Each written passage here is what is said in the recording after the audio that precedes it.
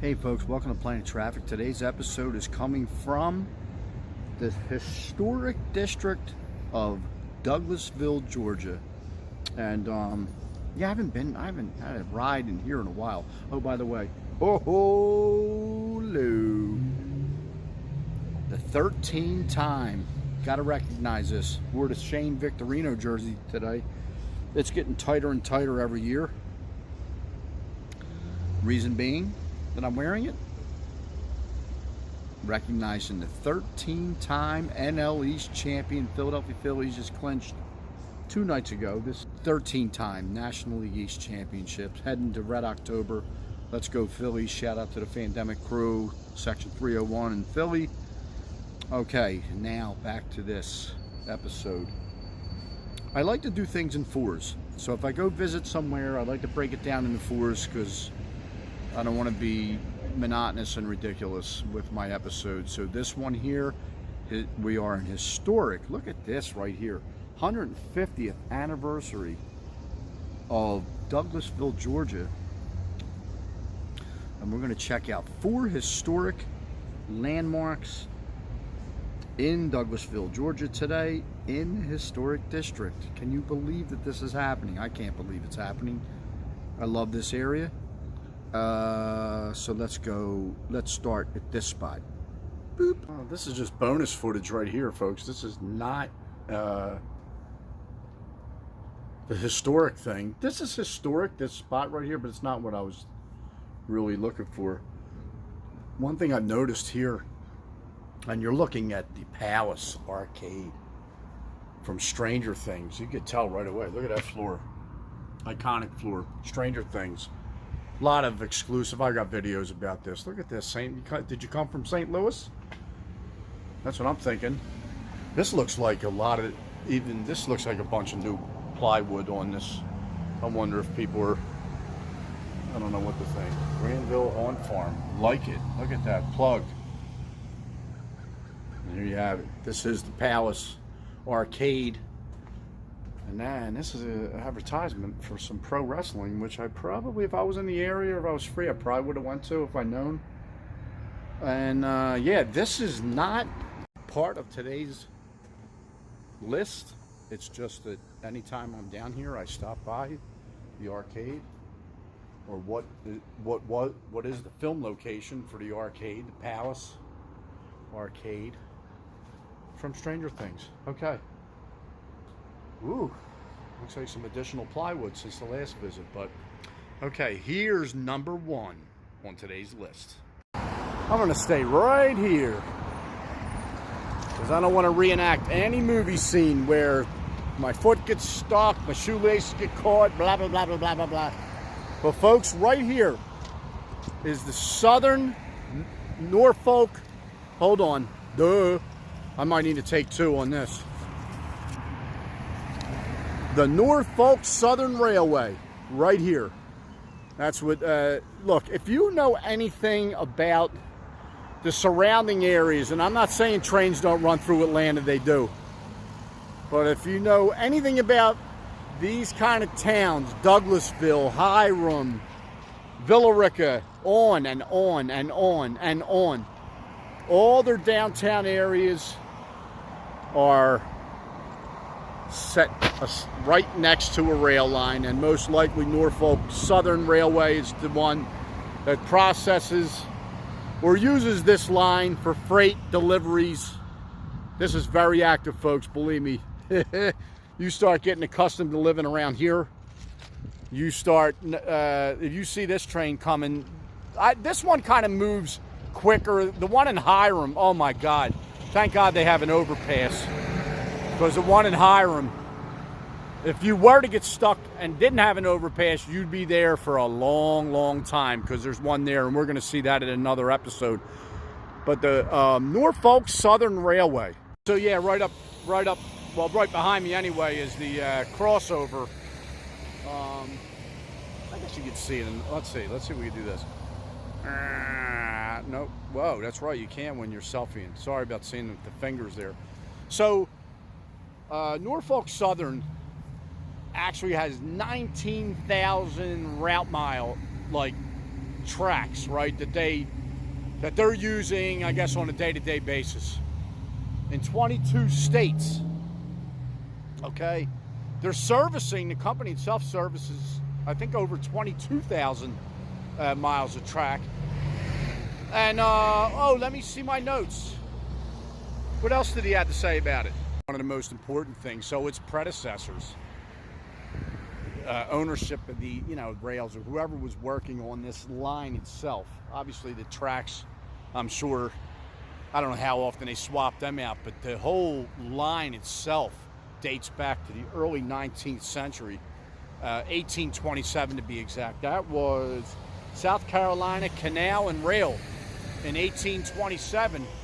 But that is, to me, like a city guy, having born and raised in Philadelphia, been there over half a century. For me to come down here, I feel like I'm in a Hallmark movie, because, and it's almost like, well, duh, when did they build this town like this? This is a nice town. It's got, like, the look of it is amazing. And it's like, no, this is the way it's always been.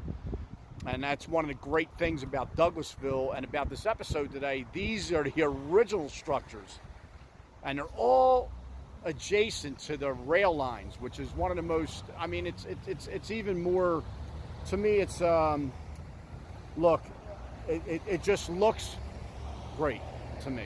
And I feel like I'm on a movie set. But that's just the way these towns are, all up and down. And oh, what a lucky day we have, because here comes the train. Side note about Norfolk Southern. Oh, that was a nice hole. Okay. Union Pacific made an offer to buy them. This was dated July 29th of this year. Oh, ding, ding. Look at this, folks. You're seeing it all. And there it is. The lights are a-blinking. And that can only mean one thing. There it is. Oh, yeah. Oh, look out.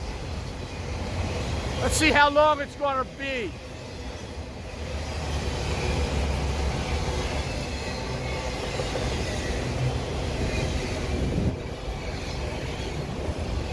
Yeah, it's going to be a while. Let's see how far the traffic jam gets.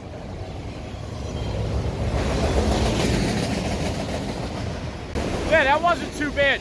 This train always moves really fast, too. It gets through town quick.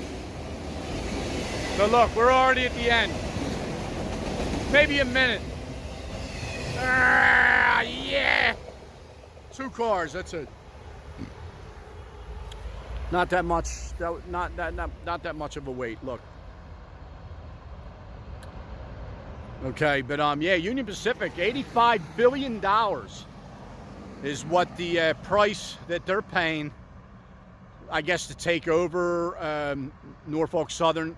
There's no real finality to that yet, so we'll see how that plays out in the future. But yeah, folks, this really does. It dates back to 1827. But Norfolk Southern Line, currently, that's what this is. If it changes, we'll let you know. I was driving, this is the intersection too, I'm right here, that I was just filming at. The other day I was driving by here, I was kind of sitting right here, waiting for the light, and to make a right-hand turn here or whatever. I looked up in the corner over here, and I went, wow, I need to do something about this. Because if you read it, Douglasville Banking Company, 1907. And that is next on the list. Yeah! I have no idea why I'm doing all these noises. I don't know. I get into this stuff. So it's really, I like yesteryear. I like vintage. I'm vintage. I like nostalgia. Blah, blah, blah, blah, blah. But anyway, yeah, right on the corner here, this is the Douglasville Welcome Center. And the Douglasville Welcome Center was, and I'll get a long, wide-angle shot of this building. The Douglasville Welcome Center was Douglasville Banking Company, I think it was. That I literally just saw it and can't remember what it said. Okay, right here, right? And so this building dates all the way back to 1907. And so, anytime I'm doing a video Yeah, Douglasville Banking Company. It's like enough the vintage, the marble, the column, the brick, and you know what, that is kind of how this whole town is 19th century architecture. It really is. It's a lot of dated buildings, and they're as they were, is as they are. But like this bank, I started going, you know, the first thing I'm thinking, 1907, that road's dirt. That car is a stagecoach, right? Is a horse and buggy, right? So we know how this, and guess what? I can imagine this right in front of me. So in one day, now this place did not last long, okay? So, ooh, God, did I write it down? I hope I did. So I think 1907 was when it ended. That was when it ended, okay? It's Douglasville Banking Company started in 1891. And then in 1901, at least from the historian's perspective, I'm not the historian of it, was the most notable bank robbery. And in 1901, this bank was robbed, and the weapon of choice was dynamite. Now, was it dynamite to blow the safe open? Was it dynamite to blow the front door open? I don't know. If I ever get further details, believe me, I will follow up on it. But robbed 1901 by dynamite. They caught the person that did it. Excuse me. There's no record of what happened to him from a legal standpoint. You know, God knows what happened back then.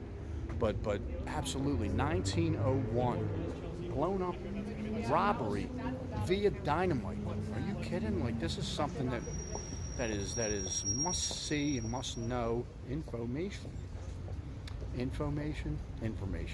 But yeah, by dynamite, and by 1907 it was done, and it's now the Douglasville Welcome Center.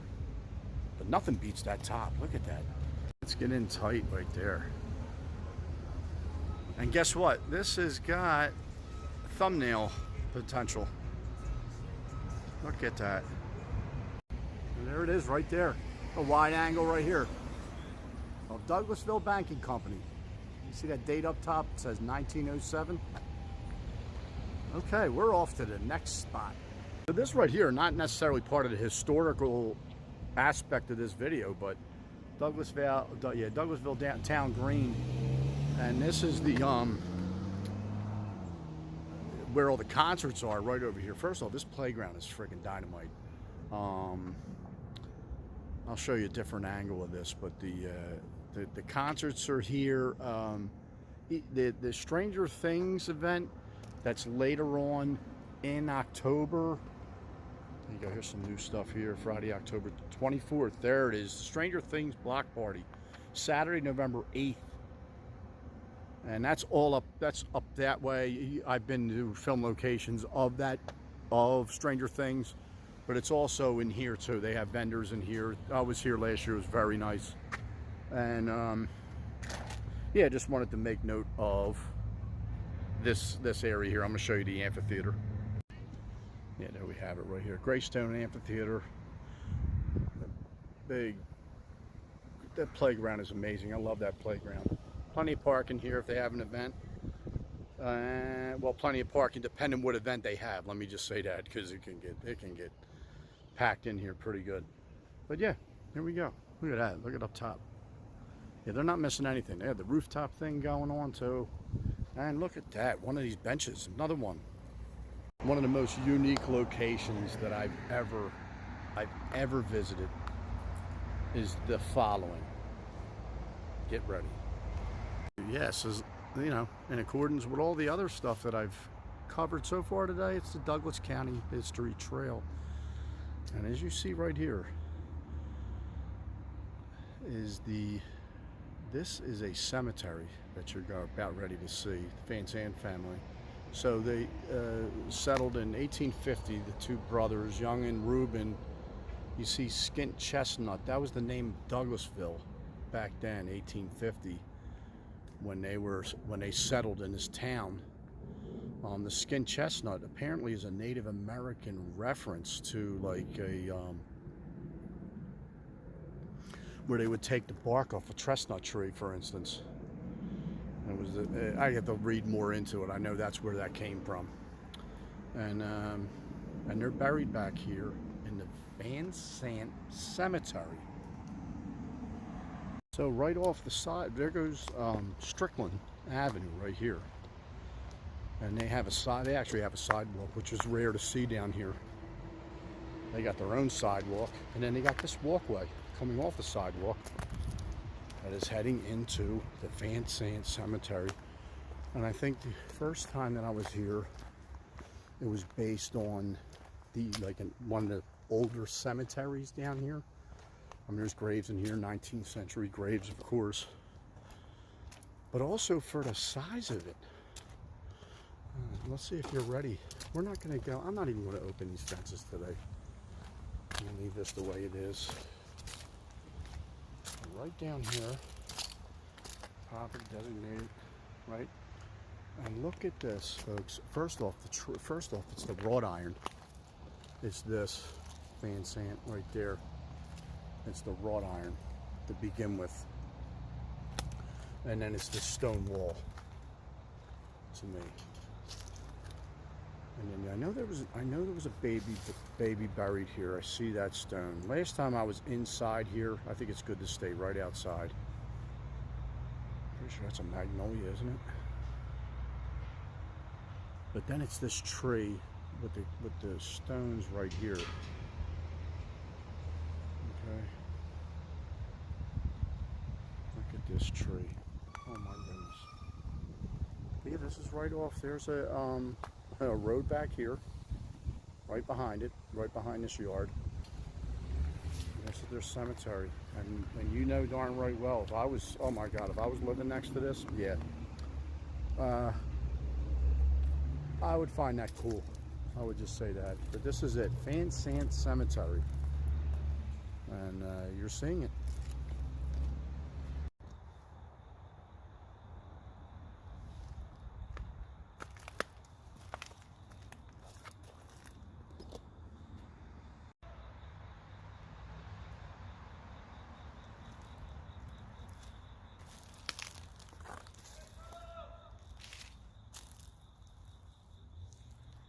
So I'm at my final spot of the day for this episode,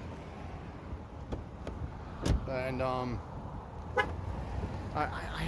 knew when I was passing this, and many times that I passed it, I knew this was something special. First off, I love antique spots. I love anyone selling vintage anything. You know, I always looking for stuff. So I'll show you actually what I got in here. I'm going to give you the address as well, but check this out right here. So you're looking at, originally it was a Gulf oil service station, and from the 1920s, and it still holds, like, you see the style of it, and it's noted online that it's what they call Tudor, T-U-D-O-R, Tudor style building, right? Which is European. But yeah, like, this thing is, and this is on the register of historic buildings in downtown Douglasville, in the historic district. And of all things, what's it doing? Selling antiques. Oh my God, you can't beat. It doesn't get any better than that, in my opinion. This is what they're doing. Look, and they're using, I love how they're using this overhang. Look at all this. And believe me, I was inside, folks, and it's the place. It's definitely a destination when you're in downtown Douglasville. I'm going to give you the address as well, so you know where you're going. You know, if you want to see this old service station, what it looked like on the exterior, right on Broad Street, Veterans Memorial Highway, right here, right off of it. These things, I need this too. I need this stuff. Oh my goodness. Yep. But this is it. And yeah, it's this overhang, and here's where the pumps were, and I guarantee you they were in uniform when they were working here. Yeah, just absolutely incredible. Okay, so the people working here were kind enough to let me see the actual picture of what it looked like. So you can see it right there on the left. Okay, you can actually see the overhang. I did. There's too many. And that there. And that would be Broad Street, Veterans Memorial Highway right there, with right in the middle with the cars to the right. The Gulf Oil Station to the left. All right, so yeah, so this is the address of this. I'm gonna type it up here too as well. 12295 Veterans Memorial Highway. There's a Broad Street address that comes up too here, because this was called Broad Street before it was Veterans Memorial Highway. So okay, that makes sense. But yeah, 12295 Veterans Memorial Highway is flipped antiques. There's like, I think over 20 vendors in there. They had great stuff. I walked out with the old, maybe I'll take a picture of it, put it at the end of the episode. I walked out with the Archie's glassware. I remember, oh my God, I remember drinking out of them at my aunt's house in South Philly, circa 1976. I swear to God, I don't know why stuff sticks. Certain stuff just sticks. Maybe it's because of how you're feeling at the moment. I got 3 of those glasses. I'm going to show you them. And the killer of the day was I got 2 cups. I don't know what I'm going to use them for. Who knows? Of the game Destiny. And my main homie, Chris Murphy. Shout out to my homeboy. He passed away many years ago. At this point, sad to say many, but it's the truth. But me and him and a bunch of my other buddies, we all used to stay up on Xbox, man, way too late, because we all had to be in work at like, I don't know, 8 o'clock the following morning, playing Destiny. And I got two glasses of, I couldn't even believe that I was actually looking at glassware, Destiny video game glassware. Just incredible. All right, folks. Thanks for watching today. Have a great day, pleasant tomorrow. I'll see you next episode. And coming soon to my YouTube channel, we are going to be off to Tampa Bay to watch the Birds play the Buccaneers. It's gonna be a whole weekend of videos coming from that. And that's what I got. All right, talk to you soon, or see you soon. Bye-bye.